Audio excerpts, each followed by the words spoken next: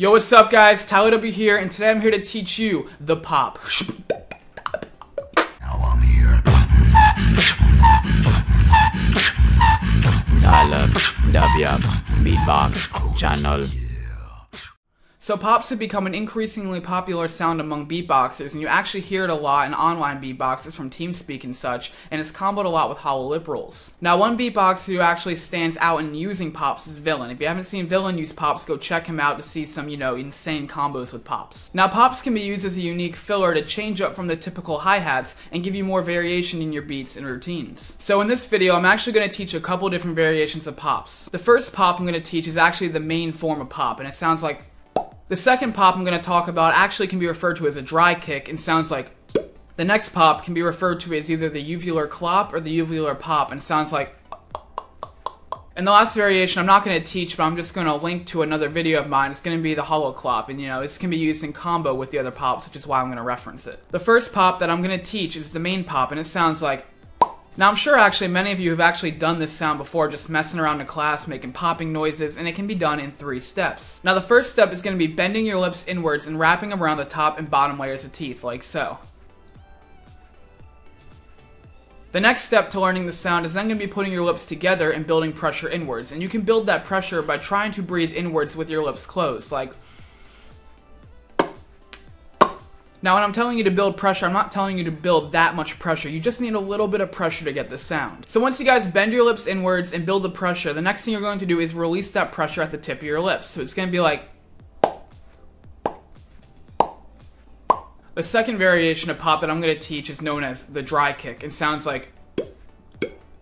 When doing this sound, you actually could think of saying the letter D because the tongue positioning is going to be the same thing. It's just going to be overpronounced. So it's going to sound like date.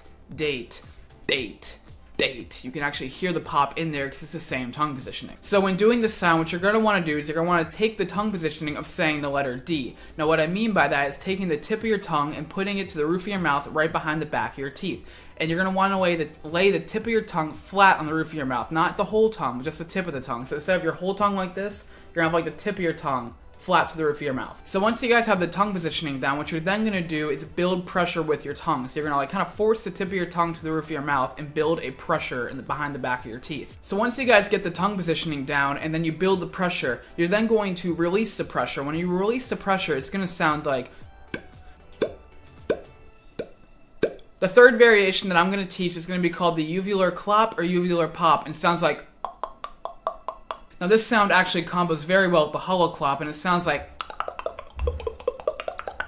Now this sound is called the uvular clop or pop because you're going to be closing the top of your throat right where your uvula is. You're going to build pressure and then you're going to release it. So I really don't need to go too far deep into this variation because it really is just that. You're going to build pressure right where your uvula is and you're going to release it to get that.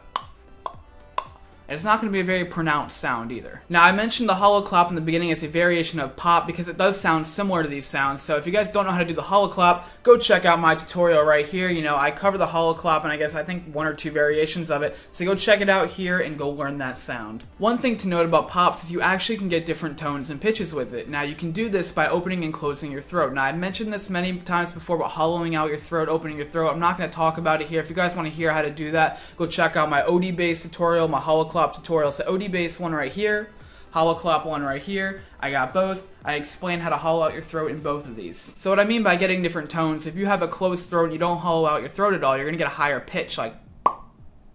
But if you hollow out your throat and open up your throat more, you're going to get more of a deeper tone like. Now this concept can be applied both to the pop and to the dry kick like.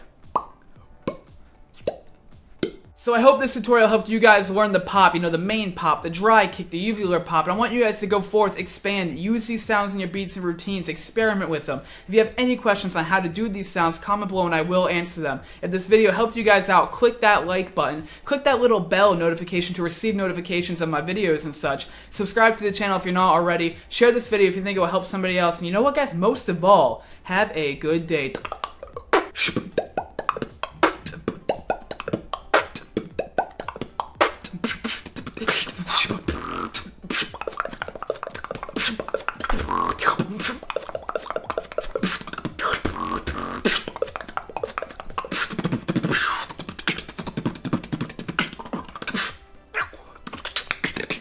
All TylaDubya.